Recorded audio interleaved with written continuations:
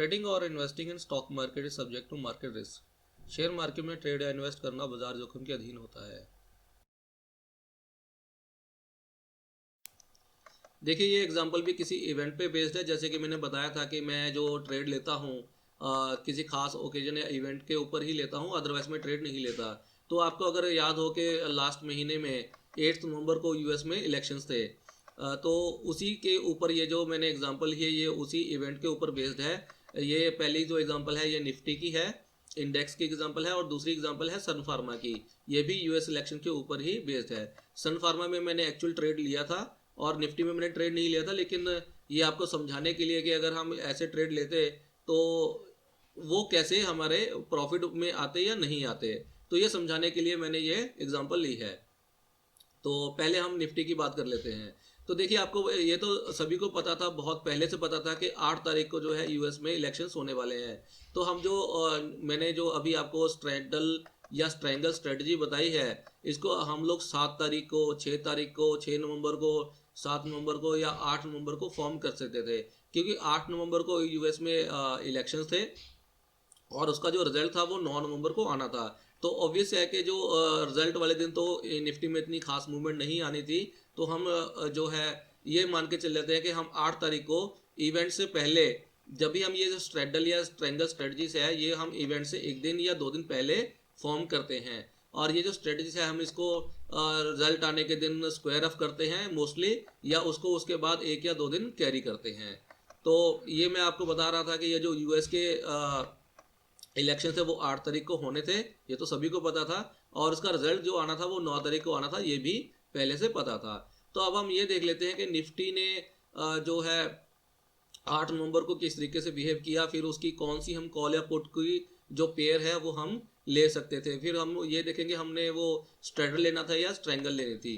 पहले हम ये देख लेते हैं कि निफ्टी ने कैसे बिहेव किया था 8 नवंबर को। देखिए, निफ्टी जो ओपन हुआ था 8 नवंबर को 8542 पे ओपन हुआ था। इसने 8589 का हाई लगाया था, 8507 का इसने लो लगाया था, और ये क्लोज हुआ था 8566 पे।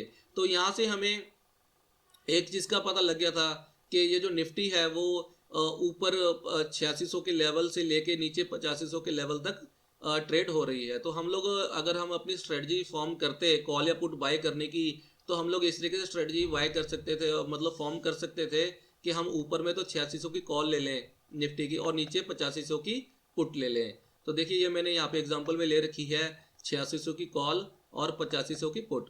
अब हम देख लेते हैं कि जब ये जो निफ्टी मूव कर रहा था, ये जो मैंने यहाँ पे रेट लिए हैं ये निफ्टी फ्यूचर के रेट हैं, और ये जो यहाँ पे रेट आ रहा है ये निफ्टी स्पॉट का रेट है। तो ये जो रेट यहाँ पे मैंने लिए हैं हाई लो ओपन, ये फ्यूचर के रेट हैं, निफ्टी फ्यूचर के रेट हैं। तो अब मैं बता रहा था कि अब हम ये देख लेते हैं जो कॉल थी हमारी 8600 की, वो 8 नवंबर को, क्योंकि 8 नवंबर को इलेक्शंस थे यूएस के। तो अब हम देख लेते हैं उस वक्त कॉल के क्या रेट्स थे, क्योंकि हमने जो अपनी स्ट्रेटजी फॉर्म करनी थी वो एक्चुअल में 8 नवंबर को फॉर्म करनी थी। यानी 8 नवंबर को हमने जो बाय करना था कॉल या पुट वो हमने 8 नवंबर को करनी थी, और उसके जो एक्चुअल में मूवमेंट आनी थी वो 9 नवंबर को आनी थी, क्योंकि रिजल्ट उसके 9 नवंबर को थे। तो ये देख लेते हैं कि 8 नवंबर को कॉल ने क्या हाई लगाया क्या लो लगाया, इसी तरीके से पुट ने 8 नवंबर को क्या हाई लगाया क्या लो लगाया वो देख लेते हैं। पहले देखिए, ये जो 8600 की कॉल थी ये ओपन हुई थी 88 में 8 नवंबर को, यानी जब इलेक्शंस होने थे, और 107 इसने हाई लगाया था। इसी तरीके से इसने लो लगाया था 79 का और क्लोज हुई थी 100 पे।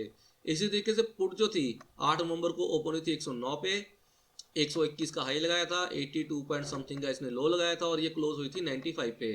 अब हम क्या कर सकते हैं कि अब जब हम अपना पेयर लेंगे, मतलब कॉल या पुट का जो जोड़ा लेंगे एक ही टाइम पे जो बाय करेंगे, वो या तो हम कॉल जब हाई होगी तब बाय करेंगे और पुट जब लो होगी तब बाय करेंगे, या हम क्या करेंगे जब पुट अपना हाई बना रही होगी तब बाय करेंगे, जब पुट अपना हाई बनाएगी ऑब्वियसली है कि उस वक्त कॉल जो है अपने लो पे होगी। तो अब हम जो कॉस्टिंग लेंगे यहाँ पे एग्जांपल में, ये जो मैंने कॉस्टिंग ली है कॉल और पुट, या यहाँ वाली जो कॉस्टिंग ली है ये इस तरीके से ली है कि पहले हम ये देख लेते हैं कि हमने जो जब कॉल हाई थी 107 रुपये पे थी तब हमने कॉल ले ली, और उसके साथ हमने पुट ली, पुट कितने पे ली 82 पे। इसी तरीके से जो हमारी कॉस्ट आ गई वो आ गई 190 रुपये, यानी कॉल और पुट बाय करने की जो हमारी कॉस्ट थी वो कितनी थी, एक लॉट की 190 रुपये। इसी तरीके से अगर हम इसका उल्टा कर ले कि पहले हमने पुट बाय कर ली, ये जब पुट अपने हाई पे थी 121 पे, तो कॉल थी अपने लो पे 79 पे। अगर हम इस तरीके से बाय करते तो हमारी कॉस्टिंग कितनी आती, 201 रुपये। ये जो स्ट्रेटजी हमने बनाई है कॉल और पुट को बाय करने की, स्ट्रेडल या स्ट्रेंगल में, इसमें क्या होता है, जब भी हम ऑप्शंस बाय करते हैं तो हमारा जो प्रॉफिट होता है वो अनलिमिटेड हो जाता है, बट हमारा जो रिस्क होता है वो लिमिटेड हो जाता है। अब हमें प्रॉफिट कब आएगा, जब कॉल और पुट के रेट जो है वो, मान लीजिए अगर हमने 190 रुपये पे कॉल और पुट ली है या 201 पे ली है, तो हमें प्रॉफिट तब आएगा जब हमारा जो कॉल और पुट दोनों को मिला के जो रेट है प्रीमियम का वो 190 क्रॉस कर जाए या 201 क्रॉस कर जाए, तब हमें प्रॉफिट आना स्टार्ट हो जाएगा। अब हम देख लेते हैं कि जो हमने, मान लीजिए हम ये मान के चलते हैं कि हमने 201 पे हायर वाला जो रेट है उस पे हमने कॉल और पुट 8 तारीख में बाय कर ली है। तो अब हम ये देख लेते हैं 9 तारीख में इस कॉल और पुट ने कैसे बिहेव किया था। अब देखिए 9 तारीख को जो है, क्योंकि यूएस इलेक्शन के रिजल्ट आने थे, डिक्लेयर होने थे, तो ये जो कॉल थी 8600 वाली वो 15 रुपीज़ पे ओपन हुई थी। 56.95 का इसने हाई लगाया था, 5 रुपये का इसने लो लगाया था, और ये क्लोज हुई थी 47 पे। इसी तरह से जो 9 तारीख को ये जो पुट है 8500 वाली, ये ओपन हुई थी 212 पे, हाई लगाया था 379 का, लो लगा था 103 का, और क्लोज हुई थी 123 पे। अगर आपको याद हो 9 तारीख को जो इंडेक्स था वो करीब 400 या 500 पॉइंट्स निफ्टी जो है वो गिर गई थी। तो इसीलिए ये जो, अब आप देखिए ये जो पुट है इसने हाई कितना लगाया था, 379 का। क्लियर है, यहाँ से उम्मीद कर रहा हूँ आपको समझ में आ रहा होगा इतना पार्ट। ये जो पुट ने हाई लगाया था 379 का। अब हमने किया क्या था कि 8 तारीख में जो हमने कॉलर पुट जो बाई की थी, ये हमने बाई की थी स्ट्रैंगल, यानी आउट ऑफ द मनी जो कॉलर पुट थी वो हमने बाई की थी। उसकी कॉस्ट कितनी थी हमारी, 201 रुपया। बट जो ये पुट है हमारी, इसी ने 379 का हाई लगा दी, यानी ये जो 379 है ये 201 से करीब 178 रुपये ज़्यादा है, 178 रुपीज़ ज़्यादा है। अब हम ये तो कोई भी नहीं कह सकता कि हम 379 ही इसका हाई है तो हम 379 पे ही एग्जिट करेंगे। बट ये तो श्योर है कि हम अगर 379 जाने से पहले उसने 340 का लेवल भी क्रॉस किया होगा, 350 का लेवल भी क्रॉस किया होगा, तो हमने कहीं ना कहीं तो इसको एग्जिट लिया होगा। अब हम मान लेते हैं कि हमने इसको 370, एग्जाम्पल ले लेते हैं, हम तो एग्जाम्पल ले रहे हैं कि हम इसको 379 पे ही एग्जिट ले लिया, तो ये देखिए हमारा जो प्रॉफिट आया 201 निकालने के बाद, 201 निकालने के बाद जो हमें प्रॉफिट मिला वो कितना मिला, 178 का। ये पर लॉट के हिसाब से है, 178 पर लॉट के हिसाब से प्रॉफिट आया है। और निफ्टी का जो प्रॉफिट बनेगा इस स्ट्रेटजी में, अगर हमें 178 का अगर हम पर लॉट के हिसाब से प्रॉफिट लेते हैं तो इसका जो लॉट है निफ्टी का वो 75 का है। तो ये देखिए हमारा जो प्रॉफिट एक लॉट पे कितना आ रहा है, करीब 13,000 का प्रॉफिट आ रहा है, जबकि हमारी कॉस्ट कितनी लगी थी कॉलर पुट को बाय करने की, वो थी 15,000। उम्मीद है यहाँ तक आपको समझ में आ गया होगा। अब हमने क्या किया, हमने पुट को निकाल दी, ठीक है, यहाँ पे हमने पुट तो 379 पे निकाल दी, बट कॉल का क्या, क्योंकि ये देखिए जब इसने 379 का हाई लगाया था तो कॉल ने लो लगाया था 5 रुपये का। तो इस केस में अगर हम कॉल को एक्सपायरी तक होल्ड भी कर लें, अगर ये जीरो भी हो जाए तो भी हमें फ़र्क नहीं पड़ेगा, क्योंकि हमें तो 178 रुपये का प्रॉफिट आ चुका है, वो भी हमारी कॉस्ट निकालने के बाद। तो अब हम क्या कर सकते हैं इस केस में, अगर आपका मन करे तो आप ये 5 रुपये पे इसको कॉल को भी एग्जिट ले लीजिए। अगर आप इसको होल्ड करना चाहें, क्योंकि इसकी एक्सपायरी में, ये देखिए 9 तारीख की हम बात करें, 9 तारीख में इसका लो था 5 रुपये, और जबकि इसकी एक्सपायरी थी 24 नवंबर की। तो अगर हम इसको एक्सपायरी तक होल्ड भी कर लें और अगर जीरो भी हो जाए तो हमें इतना फर्क नहीं पड़ेगा। बट अगर ये देखिए कि अगर हमने इसको 5 रुपये पे नहीं निकाला तो ये उसी दिन क्लोज कितने पे हुई थी, 47 पे क्लोज हुई थी। क्लियर है, ये उसी दिन क्लोज कितने पे हुई थी, 47 पे। हमने 379 पे पुट तो ऑलरेडी निकाल दी है, बट हमने कॉल नहीं निकाली थी। बट ये देखिए ये 47 पे क्लोज हुई है।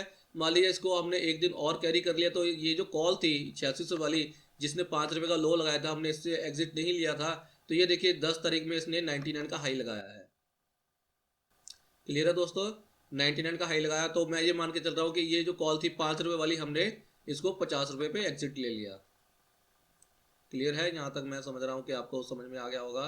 कॉल को हमने 50 रुपये पे एग्जिट ले लिया, तो हमारा जो प्रॉफिट होगा टोटल कितना हो जाएगा, 178। तो जो हमने रिजल्ट पे पुट को निकाल दिया था हाई पे, प्लस कॉल को हमने अगले दिन निकाला 50 पे, ये 99 का हाई लगाया। मैं ये मान के चल रहा हूँ कि हम 40 रुपये, 50 रुपये, 60 रुपये कहीं तो एग्जिट ले गया, इसलिए मैंने 50 रुपये ले लिया है। तो अब ये 13,000 रुपीज़ ये वाला प्रॉफिट, और 50 रुपये के हिसाब से इसका प्रॉफिट कितना आएगा वो देख लेते हैं। इसको 75 से मल्टीप्लाई कर लेते हैं, क्योंकि जो निफ्टी का लॉट है वो 75 का है।